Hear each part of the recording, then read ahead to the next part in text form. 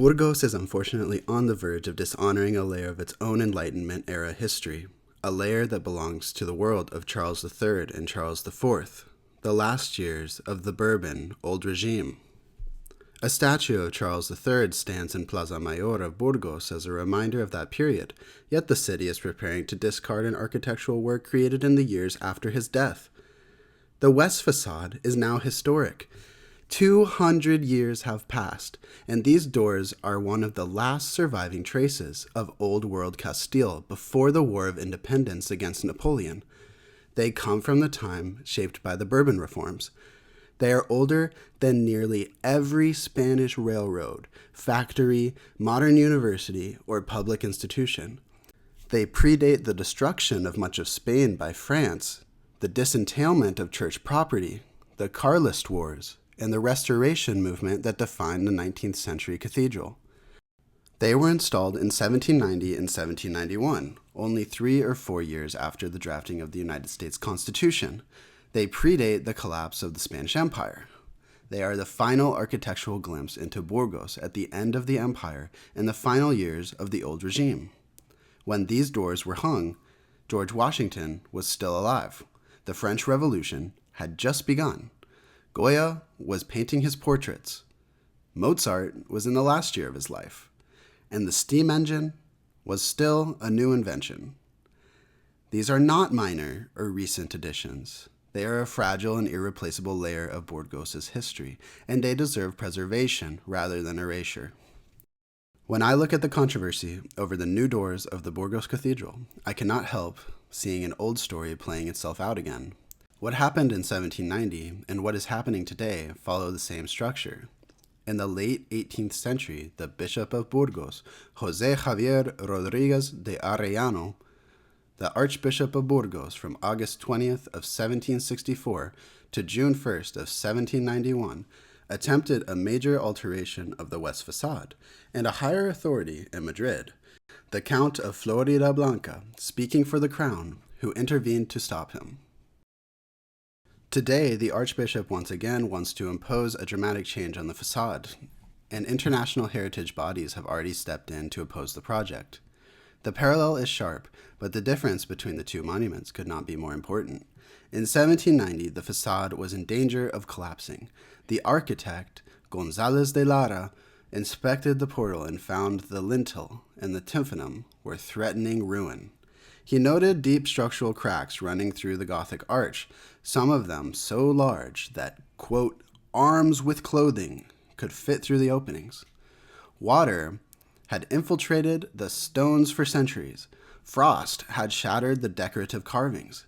Entire corners of the facade had begun to fail. At that time, the problem was not aesthetic. It was essential. The cathedral was in danger, and immediate intervention was necessary to avoid catastrophe. Because of this emergency, the bishop and the architect moved quickly, and in doing so, they failed to send the project drawings to the Real Academia de San Fernando, which governed artistic matters for the crown. The reaction from Madrid was swift. The Count of Floridablanca issued a royal order that suspended the work. He reminded the bishop that all interventions on major monuments had to be reviewed by the Academy. The Academy insisted on receiving drawings of the facade before and after the proposed reform, and only then would they deliver a judgment. The bishop felt humiliated by the decision of the crown and withdrew from the project, calling the facade an, quote, unhappy portal, while the Academy called it one of the most beautiful Gothic ornaments in Spain. Even in the midst of an emergency, the state asserted its authority to protect the artistic and historical integrity of the cathedral.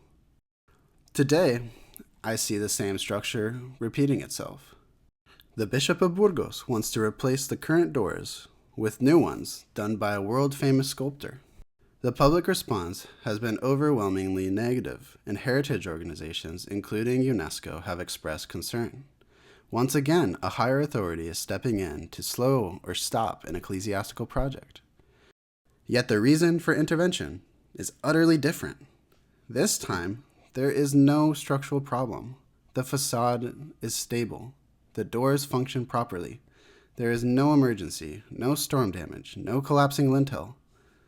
The justification is not preservation, but artistic ambition.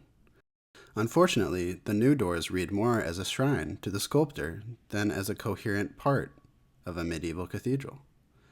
The 18th century project was a desperate attempt to save a building in distress. The 21st century proposal is a voluntary removal of a historic layer from a period Spain has often preferred to forget, the 19th century, not because the fabric is falling, but to make room for contemporary artistic gesture. And this is why parallel matters. In 1790, the cathedral needed saving. In our time, it needs protecting.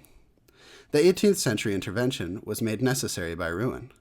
The present proposal is driven by a desire to mark the facade with a modern artistic identity. Burgos Cathedral survived the emergency of 1790 because the Crown and the Academy insisted that its integrity must be respected. The question now is whether UNESCO and the wider cultural community will play the same role today. History has handed us a mirror, and what we see in it should make us ask whether we have learned anything from the last time a bishop of Burgos tried to reshape the facade of one of the greatest Gothic monuments of Europe.